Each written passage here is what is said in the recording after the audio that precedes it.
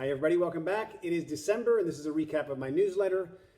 So I believe that 2022 is going to be a feast from a demand perspective. Of course, any unpredictable things can happen geopolitically or from a health perspective, but if we're able to maneuver past those unpredictable things that could possibly occur, it feels a lot like it felt when we were coming from 2019 into 2020.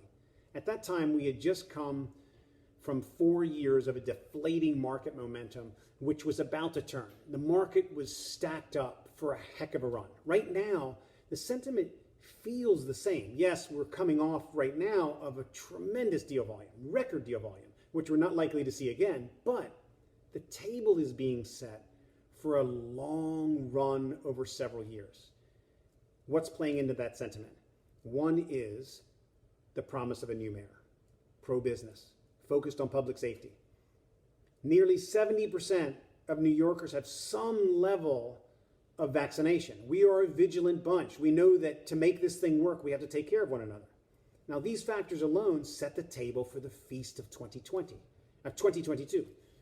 So the problem is, do we have product? Do we have food to eat? Do we have apartments, townhouses?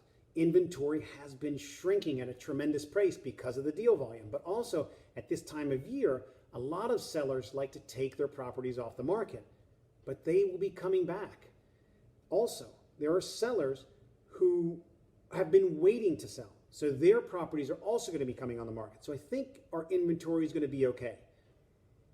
And from a demand, the way I see it, there's still a lot of post-pandemic repositioning that's yet to occur.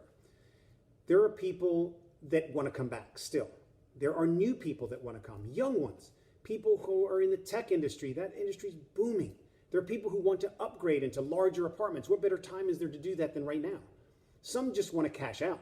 So that's going to be more property that's coming on the market. There's also the second home buyer, the pied-à-terre buyer, who want to buy something at this moment before the prices actually go up. It's expanding on that concept of the co-primary residence. Yes, I have my house in the Hamptons or I have my house in Connecticut, but I want my home in New York. I want that apartment in New York. Now, I've been saying that I think that we're about 70% back. I think that by the end of the summer, we're going to be closer to probably 80 to 85% back. Now, that may not seem like a lot, 10%, but think about that for Manhattan. 10% represents 160,000 people. That's a lot of people. And remember, although it's a smaller portion of our buyer pool, foreigners, we're starting to see the foreigners come in larger numbers. Whereas that's, again, a smaller percentage, they do have an effect on our demand. Now, all of these factors I've mentioned, all these positive things, and I have yet to mention bonuses. Yes, bonuses notoriously, all of that money gets siphoned into real estate. So that is going to be a big driver this spring of the marketplace. The one negative that I do see is interest rates. It is a negative effect on your purchasing power as a buyer. It also puts downward pressure on pricing for sellers. But I believe that the demand is going to be strong enough that it is going to outstrip the effect of those interest rates in the short term. Now, of course, if we see a big jump in interest rates, that is definitely going to have a moderating factor. It's going to be a moderating factor in the momentum of our marketplace as it's moving. So if you're a seller, it's essentially, it's all good. As long as you price right. That is the one mistake that you can make. This is a very price sensitive market and you cannot get that wrong.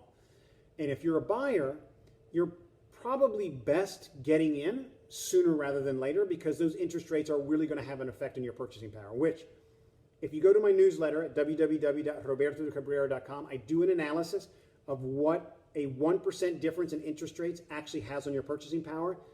It's pretty substantial and it's worth looking at.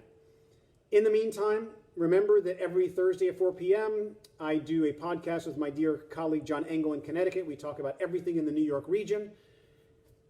But until then, until 2022, have a fantastic holiday, a great new year, and I will see you